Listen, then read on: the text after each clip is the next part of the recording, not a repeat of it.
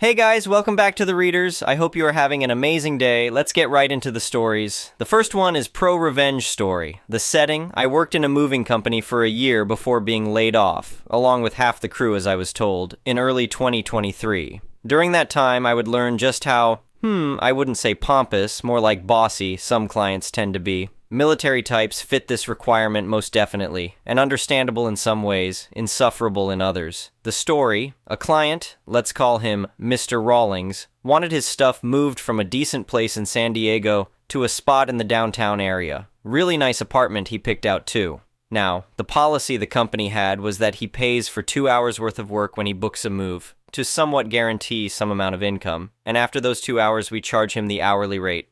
As myself and two other guys are busying ourselves with wrapping all the furniture, loading up the cardboard moving boxes, and hauling all the stuff up and into the truck, I overheard Mr. Rawlings talking to his wife saying something like, "I'll only pay them for 2 hours for the move total, no big deal, sweetie." "You sure that'll be enough time?" she asked. "Trust me, these guys are overpaid as it is," he replied with a dismissive wave. "No big deal," I say to myself, and I take the time afterward to let the guys know it's most likely one of the 2-hour jobs.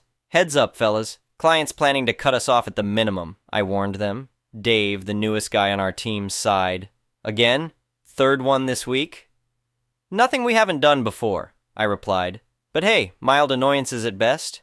An hour passes and everything is loaded up in time. I write down the times, started the truck, and off we go. We don't charge them for the transportation of the move, but when we reach the destination and we found parking, Mr. Rawlings seems to be unnerved. Here's why. The apartment unit is 7 stories high, overlooking much of the downtown area, near Petco Park Stadium. However, that's not the case. It was the elevators. And said elevators are currently in use by the other tenants. With 45 minutes of the 2-hour job left to go, I already told the boys to start unloading since we figured out how to work with this. Again, I overhear Mr. Rawlings say something under his breath. Something among the lines of, "How come they didn't reserve the elevators, damn it?" Not sure if it was towards me or the apartment tenants, but given that he's had that kind of attitude since we started, I was suspicious that those words were aimed at me and the crew. So, what does he do? Usually in this situation, most clients grumble and go along with it, but not Mr. Rawlings. He starts shouting at us to hurry up. "You guys need to move faster, the clock is ticking," he barked, pacing back and forth. "Sir, we're going as fast as we can," I replied, trying to keep my cool. "Well, it's not fast enough," he snapped. Meanwhile, myself and 2 other coworkers are busting our asses to unload the boxes and send them up the elevator. I'm tired, my lungs are burning from the strain of the job, my entire body is sweating pretty damn profusely, plus I got the client pacing back and forth looking like he's about to explode. Finally, Mr. Rawlings snaps and starts an argument with me about the 2-hour mark having passed and how he's not paying for the rest of the move, red-faced and screaming at my face. "This is ridiculous. You people are incompetent. I'm not paying a cent over what I already agreed to." ahole_mode.exe engaged. Formulating_escape_route.exe in progress. Initially, I've tried to calm him down. "Sir, please understand, the elevator situation is beyond our control. I don't want to hear excuses," he interrupted. Just when the other 2 guys reappear from the elevator, I tell them to stop. I looked to Mr. Rawlings and asked amidst the screaming, "Sir, just to be clear, do you want to continue the move past the 2-hour mark?" "Yes, obviously," he said, throwing his hands up. I then asked to clarify, "And you will not be paying us for the remainder of the move past the 2-hour mark, as it'll render our services complete?" "That's right," he huffed. I also ask if he's sure, as we will not move anything into the apartment once our services are complete. He gives me this "are you kidding me?" face and says, "I paid you guys to move my stuff into my apartment." I hit back with, "Sir, you paid for 2 hours of our time." To which the man said, "I'm not going to pay you extra for your incompetence." And there it was. Hook, line, and sinker. "Dave, hold up with that box," I called to my coworker who was about to head into the elevator. I radioed Central, let them know my times for the move, and also notified them of the completion of the contract. Once that was done, I gathered up the paperwork, had him fill it out. He signed with a flourish, then stormed off back up the elevator, most likely satisfied at his skill in negotiations. Once that was done, I told the boys to unload again, this time into the street. "Wait, what are we doing?" asked Mike, my other coworker. "Exactly what he paid for," I replied with a grim smile. "But you might ask, why would you throw out this man's furniture into the street? That's a pretty mean thing to do." Good question. I love these questions Reddit doesn't really ask, and here's why. Because now that he signed the papers releasing us from the contract, his things essentially are now his things in our truck. There was nowhere else to put them except on the street. When he finally put two and two together, we had already unloaded the last of his things from the truck in about 15 minutes, which wasn't too bad. Another half hour and we would have been done and over with the whole move. But sadly, that wasn't the case. After arranging Mr. Rawlings' boxes and some furniture neatly and in an organized fashion on the sidewalk, strapping the moving equipment down and taking pictures of the back of the truck to prove we didn't take anything, I got onto the truck with my guys and drove off back to Central. As we pulled away, I saw Mr. Rawlings burst out of the building's front door, his face redder than before. "You can't do this!" he shouted after us. "This is outrageous!" Dave rolled down his window and called back, "Sir, you got exactly what you paid for. 2 hours of moving service." Back at the warehouse, we drank all the water we could find, ate through our lunches and then some, and clocked out. Later that week, I heard Mr. Rawlings filed a complaint, but since he'd signed the completion paperwork clearly stating the job was done, there wasn't much the company could do. Sometimes a simple revenge is the sweetest. The next one is an entitled people story. I never thought I'd be dealing with someone who would literally try to steal my property by calling the cops on me, but here we are. This happened at my Riverfront cabin that I inherited from my grandfather about 3 years ago. The place sits on about 2 acres right along the river with a private dock and everything. It's been in my family for decades, and I have all the paperwork to prove it. The trouble started when I decided to spend a long weekend at the cabin doing some maintenance work. I'd been putting off fixing the dock and clearing some fallen branches from the last storm. It was early morning when I got there, maybe around 7 a.m., and I immediately noticed something was off. There was a bright yellow inflatable raft tied to my dock, and I could see someone had set up what looked like a small camping setup on my property near the water. At first, I figured maybe someone had an emergency or got lost on the river. People sometimes end up on private property by accident, especially during high water when the usual landmarks get obscured. I walked down toward the water to see what was going on, and that's when I met her. This woman, probably in her 50s with that particular haircut that screams entitlement, was sitting in a folding chair next to a portable table with what looked like a full breakfast spread. She had on expensive-looking activewear and was sipping coffee from a thermos like she owned the place. When she saw me approaching, instead of the embarrassed apology I was expecting, she stood up and put her hands on her hips. The conversation that followed was so absurd I'm still not sure I believe it happened. She informed me that I was trespassing on her property and needed to leave immediately. When I explained that this was actually my land and showed her the no trespassing signs clearly visible from the water, she doubled down. According to her, she'd been coming to this spot for years and had established squatters' rights. She claimed that since the previous owner never bothered her, the property was now legally hers through adverse possession. Now, I'm no lawyer, but I know enough to understand that adverse possession requires a lot more than just showing up occasionally for a few years. You need continuous, open, and hostile occupation for a specific period of time that varies by state, and it definitely doesn't apply to someone who just floats by in a raft sometimes. But she was absolutely convinced she was right. The situation escalated quickly. She started taking pictures of me with her phone, claiming she was documenting my illegal presence on her land. She threatened to call the police if I didn't leave within 10 minutes. I tried reasoning with her, explaining that I had the deed, property tax records, and insurance documents to prove ownership, but she wasn't hearing any of it. That's when she made the call. Right in front of me, she dialed 911 and reported that there was an intruder on her private riverfront property who was refusing to leave. She gave them my license plate number and described me as threatening and possibly dangerous. The whole time she's talking to the dispatcher, she's staring me down like she just checkmated me in some cosmic game of chess. But here's where her plan started to backfire and where my malicious compliance kicked in. The dispatcher asked for the property address to send officers, and she confidently rattled off my address. She then insisted that the police needed to remove me from her land immediately and that she had every right to be there. The dispatcher, probably following protocol, told her that officers would be dispatched but that she should avoid any confrontation and wait at a safe distance until they arrived. And this is where she made her crucial mistake. She demanded that I stay exactly where I was until the police got there so they could arrest me for trespassing. So I complied, maliciously. I sat down on my own front porch, pulled out my phone, and started making some calls of my own. First, I called my insurance company to get them to email me a current policy declaration showing the property address and my name as the insured. Then I called the county assessor's office and had them email me a current property tax statement. Finally, I called my lawyer, who I'd worked with when settling my grandfather's estate, and explained the situation. My lawyer thought it was hilarious and agreed to join me via video call when the police arrived. He also suggested I pull up the property boundaries on the county's GIS mapping system, which clearly showed my property lines and the fact that this woman was definitely on my land. While I was organizing my documentation, she was getting more and more agitated. She kept checking her phone and pacing around, probably wondering why I wasn't panicking or trying to flee. Every few minutes, she'd yell something about how I was going to jail and how she was going to sue me for everything I was worth. About 45 minutes later, 2 sheriff's deputies showed up. They parked in my driveway and walked down toward the water where she was waiting. I stayed on the porch exactly as she'd demanded. From where I was sitting, I could see her pointing at me and gesticulating wildly as she explained her version of events to the officers. One of the deputies walked up to me and asked for identification and an explanation of why I was there. I handed over my driver's license, which showed the same address as the property we were standing on, and explained that I was the property owner. The deputy looked confused and radioed his partner. That's when both deputies came up to the porch, and I showed them everything I'd prepared. The deed, the property tax statements, the insurance documents, and the county GIS mapping on my phone that clearly showed the property boundaries. I also had my lawyer on a video call who verified that all the documentation was legitimate and that I was indeed the legal owner of the property. The deputies were professional, but clearly annoyed at having their time wasted. They went back down to speak with her, and I could see the conversation becoming more animated. She was pointing at various landmarks and pulling out her phone to show them pictures, but it was obvious things weren't going her way.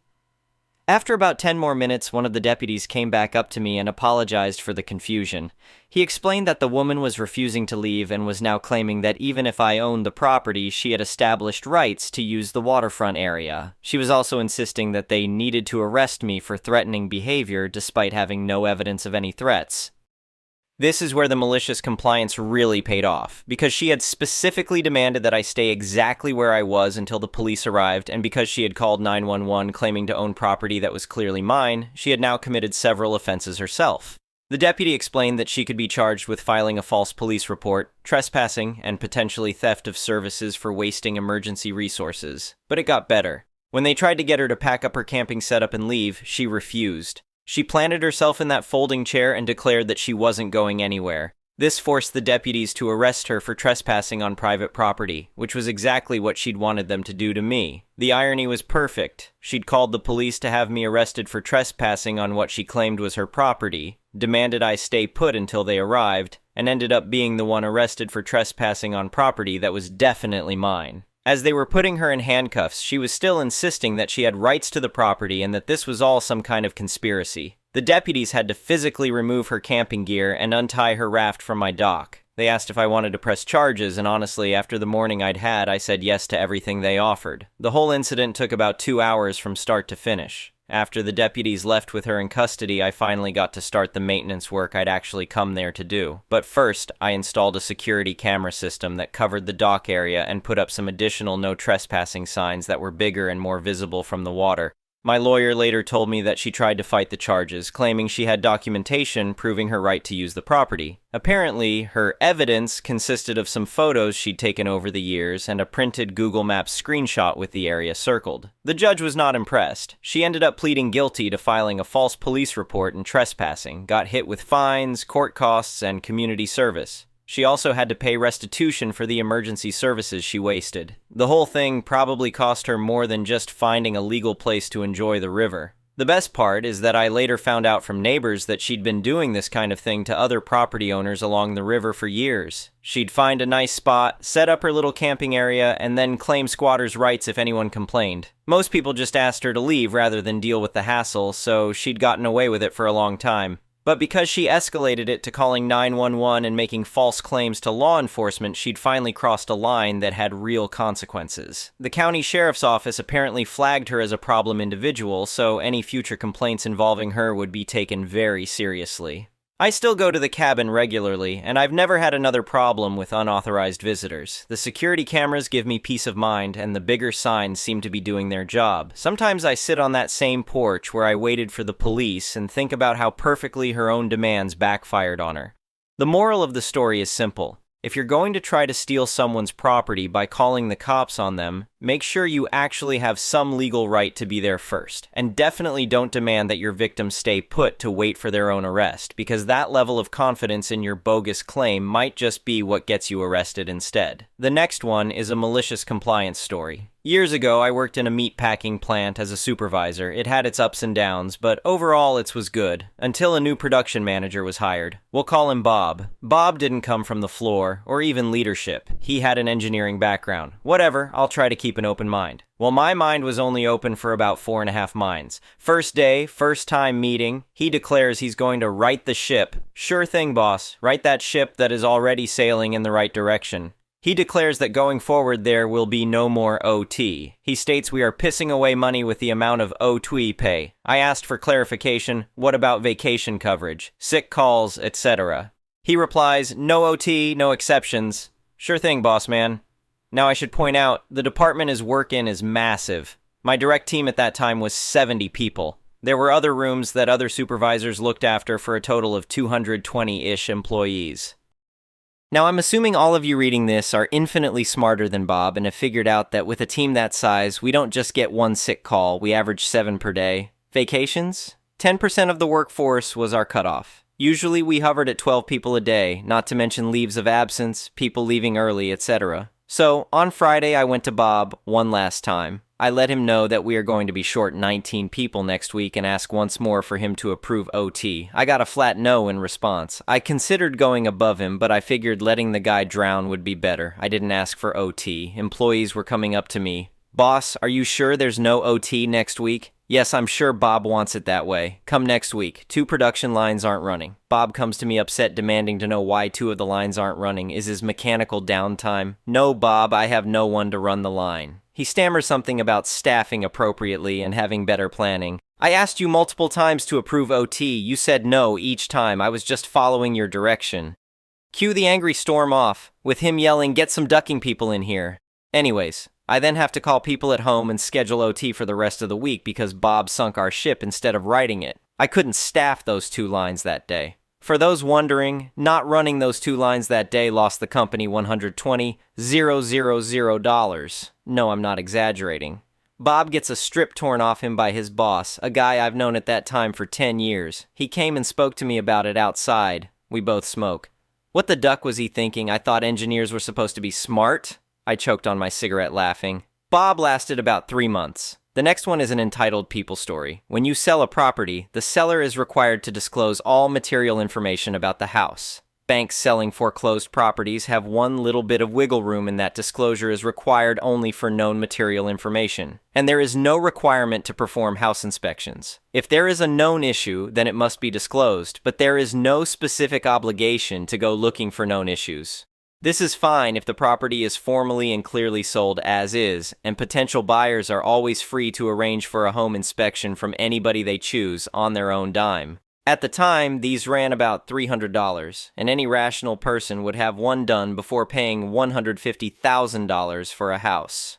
We were assigned a house that had been vacant for a while. On first inspection, it was clean, secure, winterized with no obvious defects. Houses that looked like they needed only minimal repairs were sold as is, told that listing information was not guaranteed and buyers were required to verify all information, and they should get a home inspection as a condition to closing. One of the things we did was check with the city in this particular area to see if a house was on city water, sewer, well, septic, or a hybrid of the two. We have to do this to see if there are any unpaid water sewer bills that have to be resolved before closing. The city told us that the property was on municipal water and sewer and there were no outstanding bills, so the house was listed accordingly. We had a money-conscious person who wanted to buy the house, but he didn't want to hassle with a real estate agent to represent him, so he had our office handle both sides of the transaction. Common, and not usually a problem.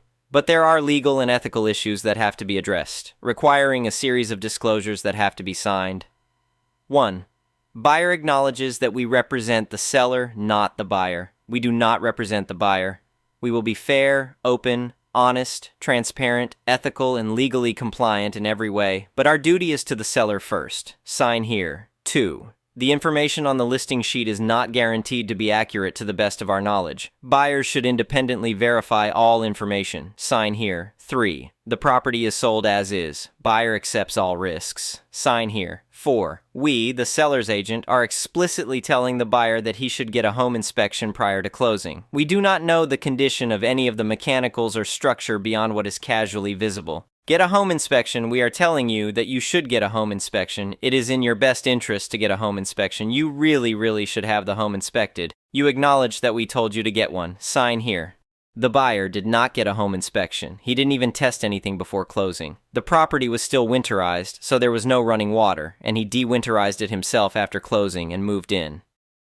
A month later, the well failed. We had no idea the house was on well. The city had told us it wasn't, and the wellhead was buried in snow, so it wasn't seen. The buyer himself called the city and was told that it was on city. Apparently there was city water available, but had never actually been connected to the property. But the city had marked down that it had been. Government error. The cost to drill a new well and to connect to the city's water supply was about the same, $15,000 either way. So, he sued us. Not the bank, us, the listing office, for not telling him there was a well or that the well we didn't know about might fail. There was a pressure tank that was visible in the basement, but a winterized property by definition has no running water, and as houses convert, sometimes they would leave the pressure tanks behind either because they were lazy or because a pressure tank can be used to help boost pressure in areas where the city supply pressure is low or irregular. Unless you dewinterize the property and have it inspected, there is no way to know why such a tank is still there. We show up in court, and his entire argument was that he was trying to do what was best for his family, and saving $300 was saving $300, and he deserved the money to resolve his problem. We showed every document he signed, including the one where we strongly advised him to get a home inspection, and that he explicitly declined to do so, accepting all risks of the property as is. The judge hated banks and actually ran for the seat by telling voters he was going to punish predatory banks who mistreated people by requiring them to pay their mortgage. He openly said he sympathized with the buyer and openly stated that he wished there was some way to find in his favor, but legally it was clear that he ignored professional advice and accepted the risk, so he had no grounds to win. He apologized but ruled against him. However, he went out of his way to explain, "I am dismissing this case without prejudice. This means that if you can come up with any other evidence or reasoning to support your case, then you can come back and refile. I hope to see you soon." We never heard from him again. Edited to add, the judge hated banks, but the guy wasn't suing the banks. He thought suing us, the listing agent, would be easy since we didn't have thousands of lawyers. The judge was somehow hoping that punishing us would stick it to the banks. It did not work that way. The next one is an entitled parent story. He's ugly. I never want to see him again. Well, shout out to the click. I found the courage to share this BC of his videos. Thanks, I guess. BC, this is insane. I apologize if my English is a bit wonky and not the best. BC, it's not my first language. I hope I'm in the right to post this here. It's my first post anywhere on Reddit. This is gonna probably a long story. I try to keep it as short as possible, but there's a lot of BS. Be prepared for entitled parents that are insanely stupid. The first part is mostly after the stories after my NB20 mom, F53. It all started with my mom meeting my dad, in the following referred as Mark, in a club back in 2004. The first red flag is that Mark, M43, actually lied of his age, making him like 5 years older, small ego igye lol. Later that time, my mom found out by seeing his ID, accordingly to my memory. They continued to see each other. When my mother found out that she was preggo, Mark gave my mother the choice of choosing between the relationship or me. She decided to have a baby instead of staying with this excuse of a human. Abortion was not an option for my mom. He was drunk when he asked this, I believe. So after this, my mom went through the pregnancy with some issues, but they're not really a topic in this subreddit. I can keep it short with a way to early birth and some severe allergies, IG. Mark didn't care be taking a part in the parenting and stuff, so my mom went to a lawyer to get the full custody, like after a year or STH. It went very bad, like to the point that my mom went to court, and Mark actually tried to deny being my biological dad. It went way north than it could have. In the end, Mark was forced to do a father's test to check the DNA and stuff. Until the results of him being my father and the court sentencing him for paying child support he actually didn't pay. Yes, my single mom had to care of a teenager and a toddler at the same time while working full hours to have food and a roof over our heads. I wish I could call this the end, but there's way more to go, so after having the full custody over me, I BTW were sick like hell during that time, having allergic asthma to mold in our apartment. My mom had to do so much to give us a home and food. I'm nowadays very thankful for this, even though my mom and I had a very own difficult time together. I have to say, I was a typical ADHD person, which I have also diagnosed since I was a child. A few years later, Mark had found a new girlfriend. I was around 7 years old and had unknowingly become an older sibling. It was in the summer holiday when my mother and I talked about that Mark never wanted to have contact with me. She was very transparent, LOL, when it was about Mark. She wanted to make sure that I didn't think that it was her fault blocking of the contact with Mark, so we made plans with other families, which were our friends at those times, to do a vacation together in another village a few hours away from home. It was a bit like renting a house, but with a whole village of houses and different people booking there. The drive to the vacation happened to be not that far away, where Mark and his new girlfriend lived with a newborn baby, so at the way to the vacation we would do a small stop, that I can talk with Mark. My 7-year-old ass, packed with my small bag, my old Nokia C24 or so, very old, very indestructible, and a very ADHD mindset, my mom brought me to the front door of his house and rang the doorbell. After Mark decided to open the door and my mom told him to talk to his child, that he doesn't want to have contact with me, she went back to the car and waited for me to call her when the conversation had ended. The so-said conversation ended after like 5 minutes in where Mark didn't even talk to me for straight 3 minutes. I don't remember the convo very well, BC, it was just no conversation. But I do remember very well the moment I got back to the car, tears to my eyes, talking to my mom the second I got in the car. He's ugly! I never want to see him again! Nowadays I just laugh at it, but back then it was really hurtful for a 7-year-old child to experience this kind of interaction with a parent. Since then, a few years later, he broke up with his partner he had a child with. Almost the second my mom found out, we tried to contact the mother, turning out, Mark never told them, that he has an older child already. So my younger sis, which just turned 13 a few weeks ago, didn't know about having a sibling. It was around 2020, around Christmas, when we first met them in person. And as far as it goes, relationship has been great. I really love my younger sis, even if we didn't had that much time together as we could. And sometimes it's difficult, BC, of the distance of 3-hour car rides just to get there, but it still doesn't end there. Turns out that my father stopped paying child support because I have the right, as a student, to get support from government in form of money. To explain shortly, I get like $800 in a month, but I can only use half of it. The other half of every month I need to pay back later when I finish studying. So, yeah, he's doing the same thing again, like when I was a toddler. He got sentenced for not paying child support, this absolute moron. And I'll not even talk about him doing documents the wrong way. He originally has to pay more than he did because he faked documents, LOL. I went to a lawyer with my mom about it. Maybe there's going to be an update in the future on this. At least I have a wonderful younger sibling that I really love, even though it's not like every other relationship. My past wasn't always this nice, I have to say, but I'm really glad to have people like my older and younger sister and also my mom. They really don't get enough credit for all they have done for me. But in the end, my 7-year-old self was right until now. I'd appear to never meet him again until now, and I hope it stays this way. The next one is an entitled people story. I work in a pretty busy office where everyone is glued to their phones and laptops all day. There's this one guy, let's call him Dave, who never brings his own charger. Ever. Instead, he makes the rounds, borrowing other people's chargers off their desks without asking. I can't count the number of times I've come back from a meeting and found my phone unplugged, his sitting there at 100%, and my charger tangled up like it had been through a tornado. He'd always laugh it off with, "Come on, man, I'll just be a minute." Except a minute was always like 2 hours.